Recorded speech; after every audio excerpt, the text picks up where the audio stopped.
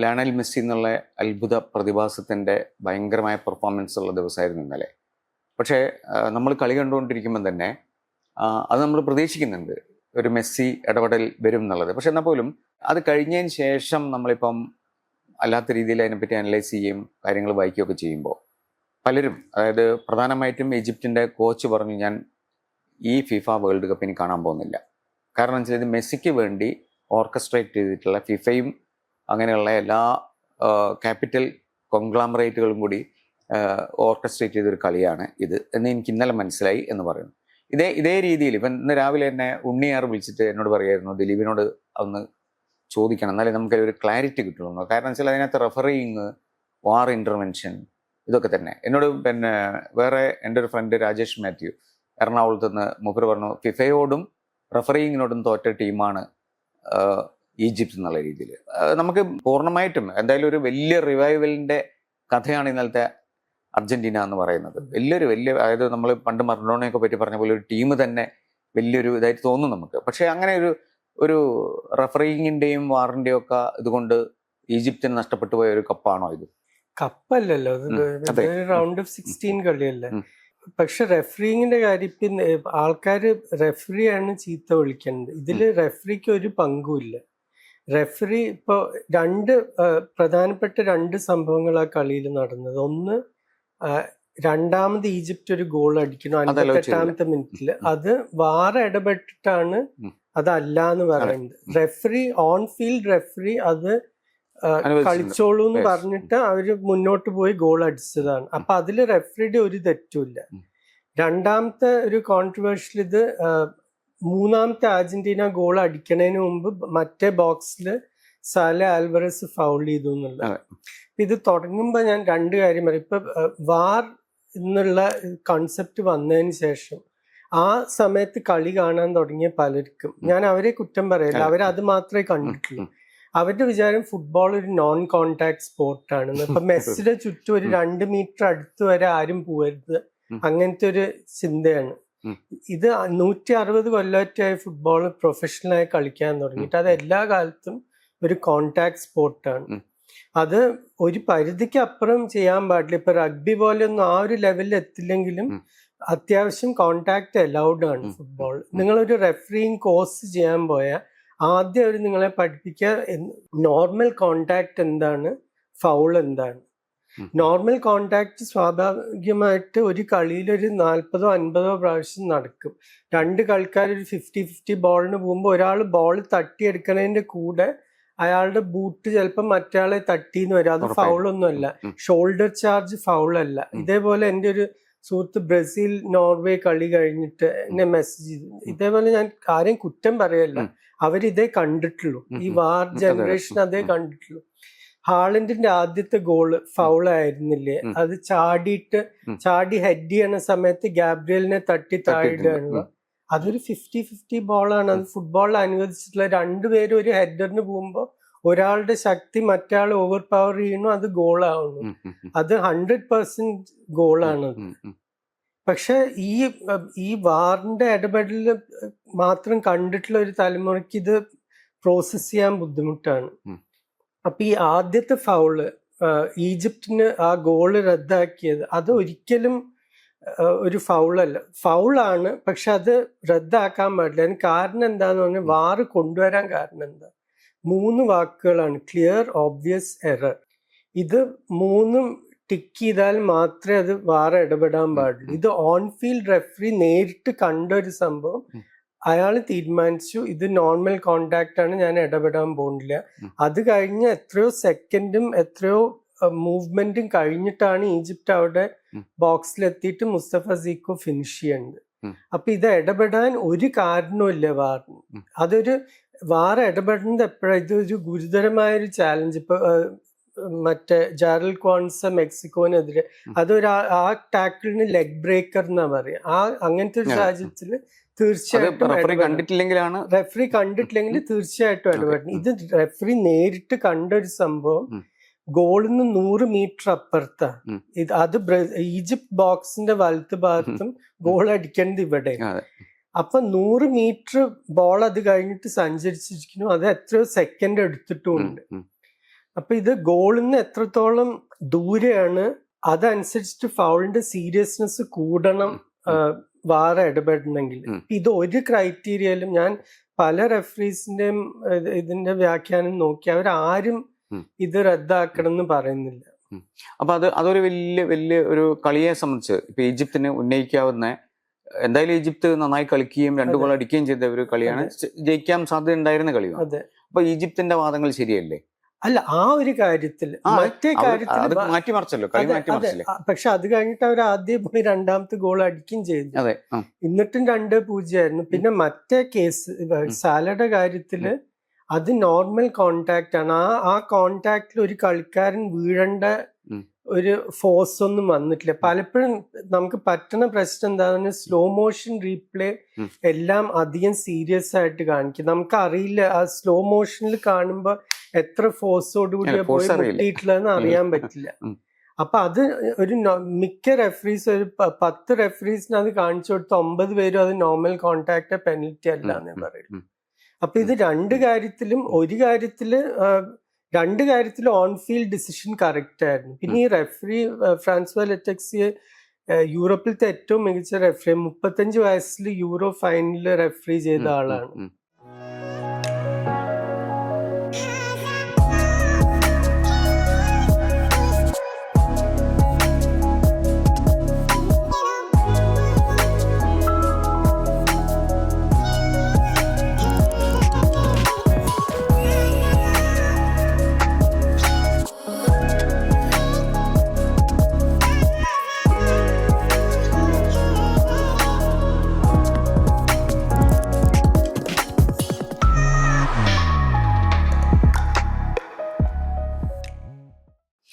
പിന്നെ ഞാൻ ചോദിക്കട്ടെ, ഈ വാറിനെ പറ്റി പറയുന്ന സമയത്ത് നമുക്ക് ഏറ്റവും ഈ കഴിഞ്ഞ കളികളിൽ നമുക്ക് ഏറ്റവും സംശയം ഉണ്ടായിട്ടുള്ള ഒരു സംഗതി സെനഗൽ ബെൽജിയം എന്ന് തോന്നുന്നു. അതിനകത്തൊരു 4 to 5 minutes അങ്ങനെ എടുത്തിട്ടുണ്ട് ഒരു ഡെസിഷൻ എടുക്കാൻ വേണ്ടിയിട്ട്. അപ്പോൾ ശരിക്കും പറഞ്ഞു കഴിഞ്ഞാൽ നമ്മൾ ഒരു സംഗതിയിൽ ഡിജിറ്റൽ കറക്ഷൻ പ്രശ്നം വരുന്നത്. ഈ നിങ്ങൾ ഇപ്പൊ അർജന്റീനയുടെ കാര്യത്തിൽ ഇപ്പൊ ആദ്യം നമ്മൾ പറയുന്ന 2ാമത്തെ ഗോള് റദ്ദാക്കേണ്ടത് അത് ഫൗളാണ്.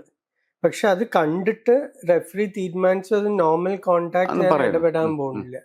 ഇത് നിങ്ങൾ എത്ര റീവൈൻഡ് ചെയ്യാൻ പോകണം. ഇപ്പൊ ഒരു കളി, ഏതൊരു ഫുട്ബോൾ മാച്ച് എടുത്താലും ഒരു 8-10 ഫൗള് റെഫറി കാണില്ല. ചെറിയ ഫൗള്, വലിയ ഫൗളിന്റെ കാര്യമില്ല ഞാൻ പറഞ്ഞു. ഫൗളെന്നും കൂടി പറയില്ല ഞാനത്. നോർമൽ കോണ്ടാക്ട് ചില റെഫറികൾ അത് ഫൗള് കൊടുക്കും, ചിലർ കൊടുക്കില്ല. പക്ഷെ നിങ്ങൾ എത്ര സെക്കൻഡ്, എത്ര മിനിറ്റ് ആണ് റീവൈൻഡ് ചെയ്യാൻ പോണത് ഇത് തിരുത്താൻ വേണ്ടി? എന്നാ പിന്നെ ഒരു റോബോട്ടിന്റെ ആവശ്യമില്ല, റെഫറിയുടെ ആവശ്യമില്ല, ഒരു കളിയുടെ ഫ്ലോ വേണമല്ലോ. ഇപ്പൊ മറ്റേ 2ാമത്തെ കളിയിലത്തെ ഒരു നല്ലൊരു ഉദാഹരണം ഞാൻ പറഞ്ഞുതരാം. ഐവൻ ബാർട്ടൻ എന്ന് പറഞ്ഞ റെഫറി സാൽവഡോറിന് സ്വിറ്റ്സർലൻഡ് കൊളംബിയ 2ാം പകുതിയില് ഗ്രാനിറ്റ് ഷാക്കയുടെ ഒരു വളരെ മോശം ടാക്കിൾ മറ്റേ ഡാനിയൽ മ്യൂണോസിന്റെ കാലിൽ നേരെ ചവിട്ടി മ്യൂണോസ് നിലത്ത് കിടന്ന് ഉരുളാണ്. പക്ഷെ ബാർട്ടൺ അപ്പൊ കളി നിർത്തിയില്ല. ബോൾ കൊളംബിയയുടെ കൂടെയാണ് അവര് മുന്നേറുകയാണ്. അവര് മുന്നേറി ബോക്സിന്റെ അടുത്ത് കുറച്ച് സമയം എടുത്തു. ഒരു 20-25 സെക്കൻഡ് കഴിഞ്ഞിട്ടാണ് കൊളംബിയക്ക് ഒരു ഷോട്ട് കിട്ടുന്നു. അത് പുറത്തു പോയി കഴിഞ്ഞിട്ട് തിരിച്ചു വന്ന് കാർഡ് കൊടുക്കുന്നു. ഒരു നല്ല റെഫറി എപ്പോഴും അതാ കളി ഫ്ലോ ചെയ്യാൻ അനുവദിക്കണം. എന്നിട്ട് തിരിച്ചു വന്ന് കാർഡ്. പക്ഷെ അതിലൊരു എത്തിക്സിന്റെ ഒരു പ്രശ്നമില്ല. കാരണം വെച്ചാൽ ഇതിപ്പോ കിടന്നത് മെസ്സി ആണെങ്കിലും ആയിക്കോട്ടെ, നിങ്ങൾ അല്ല, അതാ ഞാൻ പറയുന്നത്. ഒരു നല്ല റെഫറി ആണെങ്കിൽ ആരാ കിടക്കണമെന്ന് നോക്കില്ല. അവര് നോക്കേണ്ടത് ആ ടീമിന്, അർജന്റീനയുടെ കയ്യിലാണ് ബോൾ എന്നുണ്ടെങ്കിൽ മെസ്സി കിടന്നോട്ടെ, അവര് എത്രത്തോളം മുന്നേറുന്ന നോക്കിയിട്ട് പ്ലേ ദ അഡ്വാൻറ്റേജ്. അത് കഴിഞ്ഞിട്ട് തിരിച്ചു വന്ന് കാർഡ് കൊടുക്കാം നമുക്ക്. കളി ഫ്ലോ ചെയ്യണം. അല്ലെങ്കിൽ പി ഇങ്ങനെ ഓരോ 2 സെക്കൻഡ് കൂടുമ്പോ ഇങ്ങനെ വിസിൽ ചെയ്യുള്ളൂ. അല്ല, ഞാൻ ചോദിക്കുന്നത് ഇതാണ്, ഈ സമയം എടുക്കുന്നുണ്ടല്ലോ, സമയം എടുത്തിട്ട് ഈ ഡിസിഷൻ എടുക്കുക. ഇപ്പം പ്രത്യേകിച്ചും വാർന്നൊക്കെ പറഞ്ഞു കഴിഞ്ഞാൽ വേണമെങ്കിൽ വളരെ സ്പീഡി ആയിട്ട് അടുത്ത വേൾഡ് കപ്പിലൊക്കെ അങ്ങനെയായിരിക്കും മിക്കവാറും. കുറച്ചും കൂടി അസിസ്റ്റൻസ് ഒക്കെ ഉണ്ടാവും. എനിക്കൊരൊറ്റ പോയിന്റ് ഉള്ളൂ. നിങ്ങൾക്ക് ഒരു 5 മിനിറ്റ് എടുക്കണം ഒരു തീരുമാനം എടുക്കണം. അതിന്റെ അർത്ഥം എന്താ? അതൊരു ക്ലിയർ ആൻഡ് ഓബ്വിയസ് എറർ അല്ല.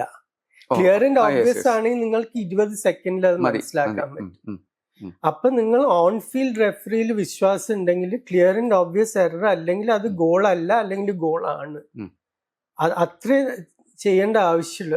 ഒരു കാലത്തും മനുഷ്യന്മാർ ചെയ്യണ എന്ത് ആക്ടിവിറ്റി ആയാലും അത് പെർഫെക്റ്റ് ആയിരിക്കില്ല. അതിൽ തെറ്റുകളൊക്കെ വരും. ഒന്നുമില്ലെങ്കിൽ അത് വെച്ച് നമ്മൾ മുന്നോട്ട് പോവുക, അല്ലെങ്കിൽ എല്ലാത്തിനും റോബോട്ട്സിനെ വെക്കുക. ഇതിനകത്ത് നമ്മൾ കളിയിലേക്ക് തിരിച്ചു വരികയാണെങ്കിൽ എന്തൊക്കെ പറഞ്ഞാലും ഇന്നത്തെ കളി പിന്നെ ഒരൊറ്റ കാര്യം, കൺസ്പിറസി തിയറീസ് പലതും പലതുണ്ട്. റെഫറി അർജന്റീനയുടെ ഷർട്ട് ഇട്ടിട്ടുണ്ടായിരുന്നു അതൊന്നും ഇത് പറയണവർക്കോ എനിക്ക് അറിയാത്ത കാര്യം, ഇവർക്ക് സിംഗിൾ ഡിജിറ്റ് IQ ആണോ അതോ ഫുട്ബോൾ ചരിത്രത്തിന്റെ ABCD അറിയാഞ്ഞിട്ടാണോ? ഒരു ഫ്രഞ്ച്മാൻ ഒരിക്കലും ഒരു അർജന്റീന ടീമിന് അനുകൂലമായിട്ട് ഒന്നും ചെയ്യില്ല. അവർക്ക് ഏറ്റവും വൈരാഗ്യമുള്ള ടീം അർജന്റീന. അത് മെസ്സിയും 2022 ഏകദേശം 50 കൊല്ലം മുമ്പ് 78 അവര് അർജന്റീനയുടെ ലോകകപ്പിൽ പോണ പല യൂറോപ്യൻ ടീംസും വലിയ ആശങ്കയായിട്ടാണ്. എന്താ വെച്ചാൽ പട്ടാള ഭരണമാണ്, എല്ലാവർക്കും സംശയം ഉണ്ടായിരുന്നു ഇവര് അവരുടെ ഭരണത്തെ പ്രൊമോട്ട് ചെയ്യാൻ വേണ്ടി ഏത് എക്സ്റ്റെന്റ് വരെയും പോവും കപ്പ് ജയിക്കാൻ വേണ്ടി. അപ്പൊ ആ പേടിയൊക്കെ ആയിട്ടാണ് പോയത്. ഫ്രാൻസ് ആണെങ്കിൽ 58 ശേഷം ലോകകപ്പിൽ ഒന്നും ചെയ്തിട്ടും ഉണ്ടായിരുന്നില്ല. പക്ഷെ ആ ടീമിൽ പ്ലാറ്റിനി ഉണ്ട്, ജിറസ്, ജഞ്ചിനി, ഡിഡിയസീസ്, റോഷ്ട്ടോ ഒരു മികച്ച ടീമായിരുന്നു. ആദ്യത്തെ കളി അർജന്റീന ആയിട്ടാണ്. ആ കാലത്ത് ഏറ്റവും മികച്ച സെന്റർ ബാക്ക് ആയിരുന്നു മാരിയസ് ട്രെസോർ, ഫ്രാൻസിന്റെ. ഒരു ടാക്കിൾ പെനൽറ്റി ബോക്സ് മാരിയോ കെംപസിന്. അത് ഇപ്പൊ ആരൊക്കെയും കാണിച്ചു കൊടുത്ത ഇപ്പോഴത്തെ വാർ സമയത്ത് പോലും ഒരു 50% റെഫറീസ് അത് ഫൗള് കൊടുക്കില്ല. അതൊരു 50-50 ഇതായിരുന്നു. പക്ഷെ ആ റെഫറി പെനൽറ്റി കൊടുക്കണം, പാസ്ട്രല്ല സ്കോർ ചെയ്യുന്നു, അർജന്റീന കളി 2-1 ജയിക്കുന്നു. ഫ്രാൻസ് ആ ലോകകപ്പിൽ നിന്ന് നേരത്തെ പുറത്താവുകയും ചെയ്യുന്നു. അത് അവരൊരിക്കലും മറന്നിട്ടില്ല. എന്നിട്ട് കുറെ കാലം ഫ്രഞ്ച് ഫുട്ബോൾ ആരാധകർ ആ റെഫറിയെ പറ്റി എബ്രഹാം ക്ലൈൻ എന്ന് പറഞ്ഞ ഇസ്രേലി ആയിരുന്നു ആ കാലത്ത് ഒരു മികച്ച റെഫറി. അദ്ദേഹം പറഞ്ഞ എനിക്കിതിലൊരു പങ്കുണ്ടായിരുന്നില്ല, ഞാൻ ഫൗളാന്ന് വിചാരിച്ചു ഞാൻ വിസിൽ ചെയ്തു. അപ്പൊ ഒരിക്കലും ഒരു ഫ്രഞ്ചുകാരന് അർജന്റീനയ്ക്ക് വേണ്ടി ഒന്നും ചെയ്തു കൊടുക്കാൻ പോകുന്നില്ല. പക്ഷെ നമ്മള് ഈ കോൺസ്പിറസി തിയറീസ് ഒക്കെ മാറ്റി വെച്ചാൽ ഇന്നലത്തെ കളിയില് ശരിക്കും പറഞ്ഞു കഴിഞ്ഞാൽ ഈജിപ്ത് ജയിക്കേണ്ട കളിയായിരുന്നു, ജയിക്കാൻ അർഹതയുള്ള കളിയായിരുന്നു. പക്ഷെ അവിടെയാണ് നമ്മൾ ഈ പിന്നെ എപ്പോഴും ദിലീപ് പറയുന്ന സാധനം ഉണ്ടല്ലോ, ഒരു ഫുട്ബോളിംഗ് നാഷന്റെ മാസ്മരികത അവരെപ്പോഴാണ് പ്രകടിപ്പിക്കുക, അവരെത്രമാത്രം കരുതിയിരുന്ന് കാത്തിരുന്ന്. നേഷൻ അല്ല കാണിച്ചത്, മെസ്സിയാണ് കാണിച്ചത്. ഒരു മനുഷ്യൻ ഈ 78 മിനിറ്റ് വരെ ഇപ്പൊ പല വലിയ പബ്ലിക്കേഷൻസ്, ന്യൂയോർക്ക് ടൈംസ്, ഗാർഡിയൻ, ഇവർക്കൊക്കെ ഓരോ കളി കഴിയുമ്പോൾ പ്ലെയർ റേറ്റിംഗ്സ് പറഞ്ഞൊരു സാധനം. 78 മിനിറ്റ് കഴിഞ്ഞ് അർജന്റീനയ്ക്ക് നിങ്ങൾ ഇന്നലെ റേറ്റിംഗ് കൊടുക്കുകയാണെങ്കിൽ ഒരൊറ്റ ആൾക്ക് 5 മാർക്കും കൂടി കിട്ടില്ല 10. അത്രയും പരിതാപകരമായിട്ടുള്ള പ്രകടനമായിരുന്നു. ഡിഫൻസ് പ്രത്യേകിച്ചും മെസ്സി അടക്കം, മെസ്സി വരെ അവസാന നിമിഷം ആ 15 മിനിറ്റ് വരെ വളരെ ഓഫ് കളറായിരുന്നു. കുറെ ഡ്രിബ്ലിംഗ് ഒക്കെ എവിടെ എത്തിയില്ല, പാസസ് ഓഫ് ആയിരുന്നു, ഒരു പെനൽറ്റി മിസ് ചെയ്തു. എങ്ങനെ നോക്കിയാലും ആ ടീമിൽ ആരും കളിച്ചിട്ടില്ല, അവരുടെ ലെവൽ അനുസരിച്ച് ആരും അടുത്തുപോലും എത്തിയിട്ടില്ല. പിന്നെ തിരിച്ചു വരാൻ കാരണം എന്താ, മെസ്സിയുടെ ഒരു ക്രോസ്, പിന്നെ മെസ്സിയുടെ ഒരു ഷോട്ട്, പിന്നെ ആ ലൗട്ടാറോ മാർട്ടിനസിന്റെ ഒരു ഭയങ്കര ഒരു ക്രോസും അതാരും പ്രതീക്ഷിച്ചില്ല. എല്ലാവരുടെ മനസ്സിലും ആ മാർട്ടിനസ് റൈറ്റ് വിങ്ങിലുണ്ട്, മെസ്സി വരാൻ വേണ്ടി കാത്തു നിൽക്കും, അതിന് പകരം ഒരു ക്രോസ് കൊടുക്കുന്നു. ഫെർണാണ്ടസിന്റെ ടെക്സ്റ്റ് ബുക്ക് ഹെഡറാണ്. എപ്പോഴും പറയാം മറ്റേ ബോൾ വരുന്ന ഡയറക്ഷന്റെ ഓപ്പോസിറ്റ് ആയിട്ട് ഹെഡ് ചെയ്യണം എന്നാണ്, അതേപോലെ തന്നെ ചെയ്തു.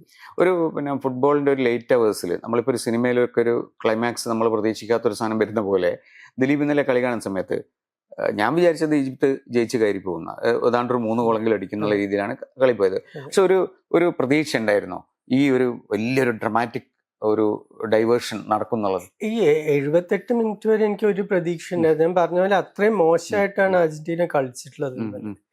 ഈജിപ്തിന്റെ ഭാഗത്തു നിന്നാണെങ്കിൽ അവര് കേപ്പ് വേർഡ് എന്ത് ചെയ്തു എന്ന് അവര് ശരിക്കും കണ്ടു, അത് അനലൈസ് ചെയ്തു, അതനുസരിച്ച് അവര് സെറ്റപ്പ് ചെയ്തു. അർജന്റീനക്കെതിരെ വളരെ എളുപ്പമാണ് ഒരു ലോ ബ്ലോക്കിൽ ഡിഫെൻസീവായി കളിക്കാൻ. ഇവരത് ചെയ്തില്ല, അവർ നന്നായി ഡിഫെൻഡ് ചെയ്തു. 78 മിനിറ്റ് വരെ അവരുടെ ഓഫ് സൈഡ് ട്രാപ്പ് അർജന്റീനക്ക് ബ്രേക്ക് ചെയ്യാൻ പറ്റില്ല. ജസ്റ്റ് ഒരു 2 ഇഞ്ചിനാണ് റൊമേറോ ഓൺ സൈഡ് ആയിരുന്നു, അതുവരെ അവർ പെർഫെക്റ്റ് ആയിട്ട് കളിച്ചു. പിന്നെ എപ്പോ കൗണ്ടർ അറ്റാക്കിന് ചാൻസ് കിട്ടിയോ ആ ഹൈസം ഹസൻ ആയിരുന്നു ബെസ്റ്റ് പ്ലെയർ പിച്ചിൽ. സാലയൊക്കെ ഉണ്ടായിട്ട് പോലും അവരുടെ നമ്പർ 12 ഭയങ്കരമായിട്ട് കളിച്ചു, പെനൽറ്റി വഴങ്ങി, എന്നാലും ബാക്കി കളി ടോപ്പായിരുന്നു. അപ്പൊ അത് വെച്ച് നോക്കുമ്പോ എനിക്ക് 78 മിനിറ്റ് കഴിയുമ്പോൾ ഒരു പ്രതീക്ഷ ഉണ്ടായിരുന്നില്ല തിരിച്ചു വരുന്നു. ഇതിൽ നമ്മളിപ്പം മുഹമ്മദ് സാലയെ പറ്റി പറയുമ്പോൾ എന്തൊക്കെ പറഞ്ഞാൽ നമ്മൾ ഇന്നലെ സംസാരിക്കുമ്പോൾ പറഞ്ഞിരുന്നു, കാരണം ഒരു വലിയൊരു കൗണ്ടർ അറ്റാക്കും അർജന്റീനക്കെതിരായിട്ടുള്ള വലിയൊരു എന്തായാലും നമ്മൾ ജയിക്കുമെന്ന് പോലും തോന്നുന്ന രീതിയിലുള്ള ഒരു അറ്റാക്കിന്റെ സാധ്യത പറഞ്ഞിരുന്നു. അതുപോലെയാണ് സംഭവിച്ചത്. ഈ ഈജിപ്ത് സൈഡിനെ എങ്ങനെയാണ് ദിലീപ് വിലയിരുത്തുന്നത്? ഞാൻ പറഞ്ഞില്ലേ, ഈജിപ്റ്റ് ആഫ്രിക്കൻ ഫുട്ബോളിന്റെ രാജാക്കന്മാരെ 7 തവണ അഫ്കോൺ ജയിച്ചിട്ട് വേറെ ഒരു ടീം അതിന് അടുത്തെത്തിയിട്ടില്ല. പക്ഷെ അവരെപ്പോഴും വേൾഡ് സ്റ്റേജിൽ വരുമ്പോ ഭീരുക്കളായിട്ടാണ് കളിച്ചിട്ടുള്ളത്. മൊറോക്കോ പോലും അല്ല, അവർക്ക് എന്തോ ഒരു പേടിയോ ഒരു ആശങ്കയൊക്കെ ആയിട്ടാണ് അവര് ലോകകപ്പ് കളിക്കാൻ വരിക. അപ്പൊ ഒരിക്കലും അവര് ശരിക്കുള്ള കഴിവ് അവർ പ്രകടിപ്പിച്ചിട്ടില്ല.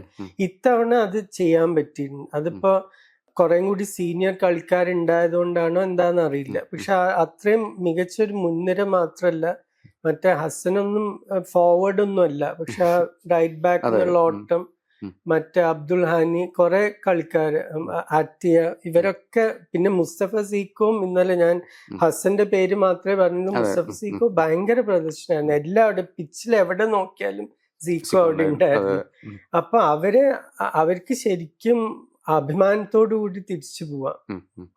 ഈ കോച്ച് പറയുന്ന സ്ഥാനത്തിലേക്ക് ആ കളിയുടെ ഒരു റിവ്യൂ നമ്മൾ അവസാനിപ്പിക്കുമ്പോൾ ചോദിക്കുന്നത്, കോച്ച് പറയുന്നത് ഇനി ഞാൻ ഈ ടെലിവിഷൻ ഓൺ ചെയ്യുന്നില്ല, കാരണം അല്ല അദ്ദേഹം പറയുന്ന സാധനം ഇതാണ്. കാരണം വെച്ചാൽ ഫിഫയും ഈ ഇതിന്റെ കമേഴ്സ്യൽ മാർക്കറ്റും ആഗ്രഹിക്കുന്ന എന്താണ്, വലിയ കളിക്കാര് മെസ്സി അവസാനം വരെ കളിക്കണം എന്നുള്ളത്. അപ്പൊ അതിനകത്തൊരു നമ്മളൊരു ഫുട്ബോൾ പ്രേമിക്ക് ഒരു സംശയം തോന്നുമോ? അങ്ങനെ ഉണ്ടോ എന്നുള്ളത് തോന്നിയാൽ അതിൽ കുഴപ്പം പറയാൻ പറ്റുമോ? അത് എല്ലാ കാലത്തും തോന്നിയിട്ടുണ്ടല്ലോ. ഇപ്പൊ പല സമയത്തും ഇപ്പൊ അതിപ്പോ ഏത് ലീഗ് എടുത്താലും, ഒരു UEFA ചാമ്പ്യൻസ് ലീഗ് എടുത്താലും എപ്പോഴും ഒരു 50-50 കോള് വരുമ്പോ അത് സാധാരണ വലിയ ടീമിന് അനുകൂലമായിട്ടായിരിക്കും. അതിപ്പോ റയൽ മെഡ്രിഡ് ആയാലും ബാഴ്സലോണ ആയാലും സിറ്റി ആയാലും അർജന്റീന, ബ്രസീൽ, ഈ ടീമുകൾക്ക് അനുകൂലമായിരിക്കും സാധാരണ. അത് ഞാൻ ഫാൻസിനെ ഒരിക്കലും കുറ്റം പറയില്ല അതിന്. അത് പക്ഷെ നിങ്ങൾ റെഫറിക്ക് നേരെ വിരല് ചൂണ്ടേണ്ടത് തെറ്റാണ്. എന്ന് വെച്ചാൽ റെഫറിക്ക് ഇതുമായിട്ട് ഒരു ബന്ധമില്ല. ഈ തീരുമാനങ്ങൾ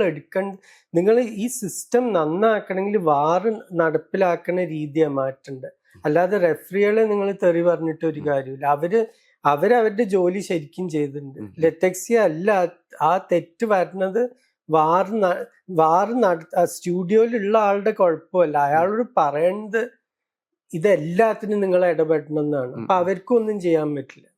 ഈ എന്നോട് രാജേഷ് മേത്തു എന്ന് പറഞ്ഞ എന്റെ ഫ്രണ്ട് എറണാകുളത്ത് നിന്ന് ചോദിച്ചത് ദിലീപിനോട് ചോദിക്കണം എന്നാണ്. എനിക്കറിയില്ല അതിനെപ്പറ്റി, അതുകൊണ്ടാണ് ദിലീപിനോട് ചോദിക്കുന്നത്. മൂപ്പർ ചോദിച്ചത് എന്താ വെച്ചാല്, ഈ ശരിക്കും നമ്മുടെ ഈ അമ്പയറിംഗ് എന്നുള്ള സംഭവം ഉണ്ടല്ലോ, അതായത് ക്രിക്കറ്റ് ആയാലും ഫുട്ബോൾ ആയാലും ഒക്കെ തന്നെ റെഫറിങ്, അതിനകത്ത് ഇപ്പൊ ഫിഫയും പിന്നെ റെഫറീസുമായിട്ടാണല്ലോ ബന്ധം, കളിക്കാരായിട്ടല്ലോ.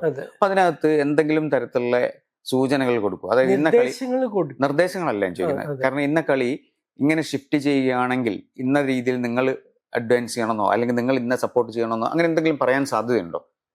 അത് ബുദ്ധിമുട്ടായിരിക്കും. എന്താ വെച്ചാൽ ഓരോ റെഫറിയും അവരുടെ നാഷണൽ അസോസിയേഷൻ വഴിയാണ് വരുന്നത്. പിന്നീട് അവരുടെ ഇപ്പൊ ഒരു യൂറോപ്യൻ റെഫറി ലോകകപ്പിൽ എത്തണമെങ്കിൽ അവര് യുഎഫയുടെ ടോപ്പ് മാച്ചസ് പലതും റെഫറി ചെയ്തിട്ടുണ്ടാവണം. ഇപ്പൊ ഒരു മൈക്കിൾ ഒലിവർ, ഇന്നലത്തെ ലെറ്റക്സി, ഇവരൊക്കെ യൂറോപ്യൻ ചാമ്പ്യൻസ് ലീഗിലൊക്കെ ടോപ്പ് മാച്ചസ് ഹാൻഡിൽ ചെയ്തിട്ടുള്ള ഒഫീഷ്യൽസ് ആണ്. അത് ആ ഒരു സ്റ്റെപ്പ് കടന്നു കഴിഞ്ഞിട്ടേ അവർ ഇവിടെ തന്നെ എത്തുന്നുള്ളൂ. അപ്പൊ അവരുടെ ഇന്റഗ്രിറ്റി നമ്മൾ സംശയിക്കുന്നത് ശരിയല്ല എന്നാണ് എന്റെ വ്യക്തിപരമായിട്ടുള്ള അഭിപ്രായം. ഹിസ്റ്റോറിക്കലായിട്ട് റെഫറീസിനെ ബ്രൈബ് ചെയ്തിട്ടുള്ള ഇഷ്ടം പോലെ സാഹചര്യങ്ങൾ, പ്രത്യേകിച്ച് ഇറ്റാലിയൻ ക്ലബ്സ് പലപ്പോഴും ചെയ്യായിരുന്നു. ഇന്റർ മിലാൻ 60കളിൽ ഒരു യോർഗെ സോൾട്ടി എന്ന് പറഞ്ഞൊരു ഫിക്സർ ഉണ്ടായിരുന്നു, ഒരു ഹംഗേറിയൻ. അയാളെ പറ്റി ഒരു ബ്രയൻ ഗ്ലാൻവിൽ എന്ന് പറഞ്ഞ ടൈംസിന്റെ ജേർണലിസ്റ്റ് ഒരു പുസ്തകം വരെ. അതെ. അപ്പൊ അതില് ഈ സോൾട്ടി, ആഞ്ചലോ മൊറാറ്റി ആയിരുന്നു അപ്പോഴത്തെ ഇന്റർ പ്രസിഡന്റ്. മൊറാറ്റിക്ക് വേണ്ടി പല കളികളും, ഒന്ന് ലിവർപൂളിനെതിരെയായിരുന്നു. അതില് ഓർട്ടസ് ഡി മെൻഡിബിൾ എന്ന് പറഞ്ഞ സ്പാനിഷ് റെഫറിയെ ടോമി സ്മിത്ത് എന്ന് പറഞ്ഞ ലിവർപൂൾ കളിക്കാരൻ കളി കഴിഞ്ഞ് പോയി ചവിട്ടി ദേഷ്യത്തില്. എന്ന് വെച്ചാൽ അത്രയും മോശം റെഫറിങ് ആയിരുന്നു ആ കളി. റെഫറി ഒരു കാർഡ് പോലും കൊടുത്തിട്ടില്ല. എന്താ വെച്ചാൽ അത്രയും ഗിൽറ്റ് ഫീലിംഗ് എന്താന്ന് അറിയില്ല. ഉണ്ടാവില്ല. കളിക്കാരന് ഒരു കാർഡ് ചവിട്ടിയ ഒരു കളിക്കാരന് കാർഡ് കൊടുത്തില്ല. കൊളംബിയ സ്വിറ്റ്സർലാൻഡ് മത്സരത്തിൽ പൊതുവെ എല്ലാവരും പ്രതീക്ഷിച്ചത് കൊളംബിയ പ്രോഗ്രസ് ചെയ്ത് വന്ന ഒരു രീതി വെച്ച് നോക്കിയിട്ട് കൊളംബിയ കയറുന്നതാണ്. അതുപോലെ തന്നെ കൊളംബിയയുടെ ഒരു ഡൊമിനൻസ് തന്നെ കളിച്ചു, സ്വിറ്റ്സർലൻഡും മോശമല്ലാത്ത രീതിയിൽ കളിച്ചു. പിന്നെ അവസാനം നമ്മൾ പറഞ്ഞ പോലെ ലക്കി ഇതായിട്ട് നമ്മൾ ഇന്നലെ പക്ഷെ പറഞ്ഞത് ആദ്യം ഒരു ഗോൾ ഇല്ലെങ്കിൽ ഇത് പെനൽറ്റിയിലേക്ക് പോകുന്നുള്ള. അപ്പൊ അതിനകത്ത് നമുക്ക് ശരിക്കും ഒരു കൊളംബിയ പുറത്തു പോകുന്ന പറഞ്ഞ ഒരു നഷ്ടമാണ്. സ്വിറ്റ്സർലാൻഡ് അകത്ത് വരുന്നത് ഫുട്ബോളിന് നല്ലതുമാണ്. ഈ രീതിയിൽ ആ ഒരു പർട്ടിക്കുലർ മാച്ചിന് എങ്ങനെയാണ് ദിലീപ് കാണുന്നത്? അത് ഞാൻ ഇന്നലെ പറഞ്ഞ പോലെ ഒരു എന്താ പറയുക, ഒരു ചെസ് മാച്ച് പോലെ വലുതായിട്ട് ക്ലിയർ കട്ട് ചാൻസസ് ഒന്നും ഉണ്ടായിരുന്നില്ല. കൊളംബിയയുടെ ആദ്യ പകുതിയിൽ ഒരു 20-ാം മിനിറ്റിലോട്ട് ഒരു ഷോട്ട്, വളരെ നല്ല സേവ് കോബിളിന്റെ. അത് കഴിഞ്ഞിട്ട് പിന്നെ അവര് ബാറ് തട്ടുന്നത് എക്സ്ട്രാ ടൈമിന്റെ 2-ാം പകുതിയിലോട്ടാണ്. സ്വിറ്റ്സർലൻഡ് ആണെങ്കിൽ 32-ാം മിനിറ്റ് കഴിഞ്ഞ് പിന്നെ ഒരു ഷോട്ട് ഓൺ ടാർഗറ്റ് വരുന്ന എക്സ്ട്രാ ടൈമിന്റെ അവസാനം. അപ്പൊ അങ്ങനത്തെ ഒരു കളിയായിരുന്നു.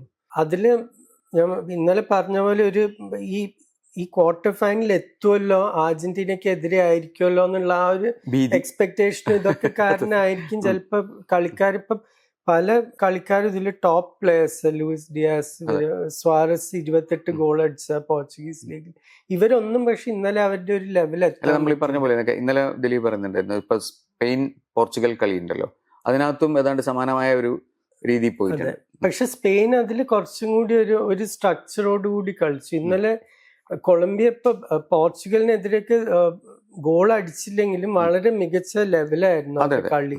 ഇന്നലെ ആ ലെവൽ അവർക്ക് എത്താൻ പറ്റില്ല. അത് കുറെ ക്രെഡിറ്റ് സ്വിറ്റ്സർലൻഡിനും കൊടുക്കണം. അവര് മിഡ്ഫീൽഡൊക്കെ കുറെ സ്പോയിൽ ചെയ്തു. പക്ഷെ സ്വിറ്റ്സർലൻഡ് അവരുടെ ഏറ്റവും നല്ല കളിക്കാരനില്ലാതെ പോലും അവര് മുന്നേറി.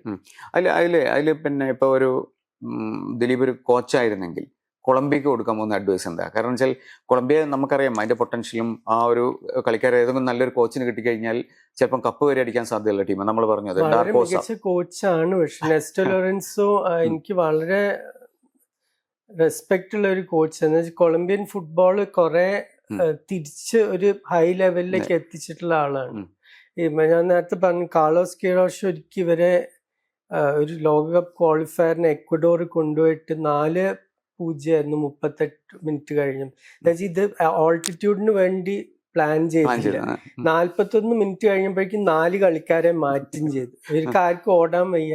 അപ്പൊ അത് കഴിഞ്ഞിട്ട് ഇവര് ക്യൂറോഷിനെ ഒഴിവാക്കിയിട്ടാണ് നെസ്റ്റോ ലോറൻസോ ഹോസെ പെക്കമന്റെ അസിസ്റ്റന്റ് കൂടിയായിരുന്നു. അപ്പൊ ശരിക്കും ആ കൊളംബിയൻ ഫുട്ബോൾ സിസ്റ്റം അറിയാം. അതിനുശേഷം അവര് 31 മാച്ച് ജയിക്കുക, 7 തോറ്റിട്ടുള്ളൂ. അപ്പൊ വളരെ മികച്ചൊരു ടീമാണ്. പക്ഷെ ഇന്നലെ എന്ത് ചെയ്യാൻ പറ്റുമായിരുന്നു എന്ന് എന്നോട് ചോദിച്ചാൽ ഒന്നും ചെയ്യാൻ പറ്റില്ല. അത് നിങ്ങളുടെ കളിക്കാർ ഗോൾ അടിക്കുന്നില്ലെങ്കിൽ ഈ ടൂർണമെന്റിൽ പൊതുവെ അവർക്കുള്ള ഒരു പ്രശ്നമായിരുന്നു. സൗത്ത് അമേരിക്കൻ ക്വാളിഫയിങ്ങിൽ കുറെ ഗോൾ അടിച്ചു. പക്ഷെ ഇവിടെ വന്നപ്പോ അവർ പ്രതീക്ഷിച്ച പോലെ ഗോൾ അടിക്കാൻ പറ്റിയിട്ടില്ല. 2 അടിച്ചത് റൈറ്റ് ബാക്ക് ആയ മ്യൂനോസ് ആണ്. ഈ നമ്മളിനി കളി മുന്നോട്ട് പോകുന്ന സമയത്ത് ശരിക്കും ഇതിനകത്ത് സ്വിറ്റ്സർലൻഡിന് ജയിച്ചാലും ജയിച്ചില്ലെങ്കിലും എന്നുള്ളൊരു തോന്നലേ ഉള്ളൂ. പക്ഷേ അർജന്റീനയുടെ ഒരുപാട് പ്രശ്നങ്ങൾ വെളിപ്പെട്ട കളിയാണ് ഇന്നലത്തത്. അത് വെളിപ്പെടുത്തി എന്നുള്ളതാണ് ഈജിപ്തിന്റെ ഈ ലോകകപ്പിൽ വെളിപ്പെടുത്തി. അപ്പം ദിലീപിന് എന്താ തോന്നുന്നത്, ഇനി അടുത്ത ക്വാർട്ടറിലേക്ക് വരുന്ന സമയത്ത് അവിടെ എന്താണ് സംഭവിക്കാൻ പോകുന്നത്? അല്ലെങ്കിൽ എന്തെങ്കിലും തരത്തിൽ അർജന്റീനയെ പേടിപ്പിക്കുന്ന സംഗതികളാണ്? എനിക്ക് ഒരു പ്രതീക്ഷ ഉള്ളത് എന്താ വെച്ചാൽ നല്ല കളിയായിരിക്കും. എന്താ വെച്ചാൽ മുറാറ്റ് യാക്കിൻ നല്ലൊരു അറ്റാക്കിംഗ് കളിക്കാരനായിരുന്നു. കോച്ചായിട്ടും എനിക്ക് തോന്നുന്നില്ല അങ്ങനെ ഒരു നെഗറ്റീവ് ഒരു അപ്രോച്ചോടുകൂടി ഒരു കളിയിൽ പോകും. പിന്നെ അവര് ഈ 2 ആഫ്രിക്കൻ ടീംസ് ആയിട്ടുള്ള കളിയിലും കണ്ടിട്ടുണ്ടാവും. അർജന്റീനയുടെ കാര്യത്തിൽ നമ്മൾ ഇത് ഒരു പ്രിവ്യൂ ആയിട്ട് ആദ്യം ചെയ്തപ്പോൾ ഞാൻ പറഞ്ഞു ഈ ടീം ജയിക്കാൻ പോകുന്നില്ല. എന്താ വെച്ചാൽ അവരുടെ സെന്റർ ബാക്സ് പോരാ. ക്രിസ്റ്റ്യൻ റൊമേറോന് മെച്യൂരിറ്റി ഇല്ല, മറ്റേ ലിസാൻഡ്രോ മാർട്ടിനസിന് ഫിസിക്കാലിറ്റി ഇല്ല ഒരു ഹാളൻഡിനെയൊക്കെ പിടിച്ചു വെക്കാൻ. ഓട്ടോമാറ്റിക് ആണെങ്കിൽ പ്രായം കാരണം ഓടാനും വയ്യ. അപ്പൊ ആ സെന്റർ ബാക്ക് ആകെ പ്രശ്നമുള്ള പൊസിഷനാണ്. അത് ഇന്നലെ നമ്മൾ കാണുകയും ചെയ്തു. ആ ഓരോ തവണ ഈജിപ്റ്റ് ബ്രേക്ക് ചെയ്യുമ്പോഴും ഇവരെ പലരെയും വല്ല പോസ്റ്റർ അടിക്കായിരുന്നു കാണാനില്ല എന്ന് പറഞ്ഞു. അത്രയും മോശമായിരുന്നു ഡിഫെൻഡിങ് പലപ്പോഴും. അപ്പൊ അത് തീർച്ചയായിട്ടും സ്വിറ്റ്സർലൻഡ് കണ്ടിട്ടുണ്ടാവും. അടുത്ത കളി മൻസാമ്പി ഫിറ്റ് ആണോ എന്ന് എനിക്കറിയില്ല. ഫിറ്റ് ആയാൽ അത് നല്ലൊരു കോൺടെസ്റ്റ് ആയിരിക്കും. ആ ലെഫ്റ്റ് നിന്ന് മൻസാമ്പി ഇവിടെ മറ്റേ റൊമേറോയും മൊളീന ആരാച്ച എങ്ങനെ പിടിച്ചു വെക്കുന്നുള്ളത് ആ കളി ചിലപ്പോൾ തീരുമാനിക്കും. പക്ഷെ പിന്നെ ഈ കളിയുടെ ഈ പറഞ്ഞ പോലെ കളി ഇങ്ങനെ പുരോഗമിച്ച് വരുന്നുകൊണ്ടിരിക്കുമ്പോൾ നമുക്കറിയാം ഫ്രാൻസ് ഒരു വളരെ നമുക്ക് സാധ്യതാ ടീമിൽ ഇതുവരെ അതിന്റെ ഒരു താഴോട്ട് പോയിട്ടില്ല. പക്ഷെ അർജന്റീന മുന്നോട്ട് വരികയും ചെയ്യുന്നുണ്ട്. പക്ഷെ അർജന്റീനയ്ക്ക് ഇങ്ങനെ ഒരുപാട് കുഴപ്പങ്ങളുണ്ട് എന്നുള്ളത് നമുക്കറിയാം. പക്ഷെ അർജന്റീനയ്ക്ക് മെസ്സി ഉണ്ട്. അതാണ് ഇത്രയും മോശമായി കളിച്ചൊരു കളിയില് അവര് 3 ഗോൾ അടിച്ചു. ആ ഗോളിനെ പറ്റി ആർക്കും സംശയമില്ല, ഒരു സംശയമില്ല. അത് 3 ക്ലീൻ ഗോൾസ് ആയിരുന്നു. അതും അത്രയും ലേറ്റ് ആയിട്ട് 78 മിനിറ്റിന് ശേഷം 3 ഗോൾ അടിക്കുക, അത് അത്രയും മോശമായി കളിച്ചിട്ട് രക്ഷപ്പെട്ടു. അതാണ് അതൊരു നല്ല ടീമിന്റെ ലക്ഷണവും കൂടിയാണ്.